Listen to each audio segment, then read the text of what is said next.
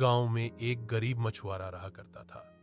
वह रोज सुबह अपने पुराने जाल को लेकर नदी की ओर जाया करता और दिन भर मछलियां पकड़कर किसी तरह अपने परिवार का पेट पालता।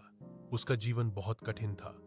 कभी कभी पूरे दिन मेहनत करने के बाद भी उसे एक भी मछली नहीं मिलती और वह खाली हाथ घर लौटता। फिर भी वह कभी हार नहीं मानता था। उसकी मेहनत और सच्चाई पर उसे पूरा विश्वास था। एक दिन जब वह हमेशा की तरह नदी में जाल डाल रहा था, तो अचानक उसका जाल बहुत भारी हो गया। उसने सोचा कि शायद आज बहुत सारी मछलियां फंस गई होंगी। बड़ी मुश्किल से उसने जाल बाहर खींचा, लेकिन वह यह देखकर चौंक गया कि उसमें एक सुनहरी मछली थी। वह मछली बोल उठी, मुझे छोड़ दो मछुआरे, मैं कोई साधारण मछली नहीं हूं। अगर तुम मुझे छोड़ दोगे तो मैं तुम्हारी एक इच्छा पूरी कर सकती हूं।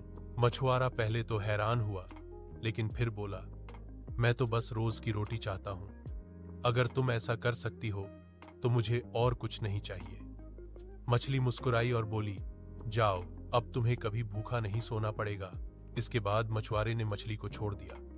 जब वह घर पहुंचा तो देखा कि उसके घर के बाहर बहुत सारी मछलियां रखी हुई थीं और घर के अंदर उसकी पत्नी भी खुश थी, क्योंकि खाने के लिए सब कुछ तैयार था। उस दिन के बाद से मछुआरे की जिंदगी बदल गई। अब उसे रोज मेहनत नहीं करनी पड़ती थी, लेकिन फिर भी वह रोज नदी पर जाता और उस सुनहरी मछली को धन्यवाद कहता। सीख, ईमानदारी, मेहनत और दया का फल हमेशा अच्छा होता है। अगर तुम चाहो तो मैं इस कहानी को और बढ़ा भी सकता हूं या किसी और अंदाज में सुना सकता हूं।